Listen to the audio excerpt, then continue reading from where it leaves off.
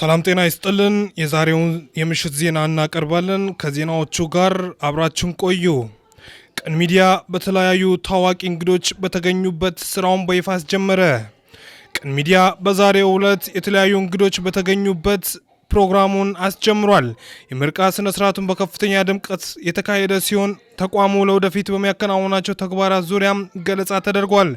በምርቃ ስነ ስርዓቱ ላይ የመንግስት የስራ ኃላፊዎች፣ የብዙሃን መገናኛ ተቋማት ተወካዮች፣ የጥበብ ሰዎች፣ የማህበራዊ ሚዲያ ስራዎችና ሌሎች በርካታ ጥሪ የተደረገላቸው እንግዶች ተገኝተዋል። የቀን ሚዲያ መስራችና አመራሮች ተቋሙ የሚከተላቸውን እሴቶችና ለህብረተሰቡ የሚሰጣቸውን አገልግሎቶች በተመለከተ ሰፋ ያለ ማብራሪያ ሰጥተዋል። ቀን ሚዲያ በዋነኛነት ትኩረት የሚያደርገው በእውነት ላይ የተመሰረተ ሚዛናዊና ጥራት ያላቸው መረጃዎችን፣ ይዘቶችን ለተመልካቾች ማድረስ ላይ መሆኑን አስታውቋል። ከተለያዩ የመረጃ ምንጮች የሚቀርቡ ዜናዎችን፣ ወቅታዊ ጉዳዮችን የሚተነትኑ መጣጥፎች፣ አስተማሪና አዝናኝ ፕሮግራሞችን እንደሚያቀርብም ገልጿል።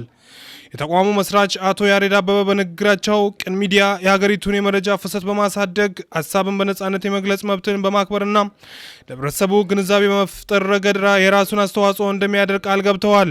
ለተቋሙ ስኬት የበኩላቸውን ድጋፍ እንደሚያደርጉም የገለጹት እንግዶችም ለቀን ሚዲያ መልካም የስራ ዘመን እንዲሆን ተመኝተዋል።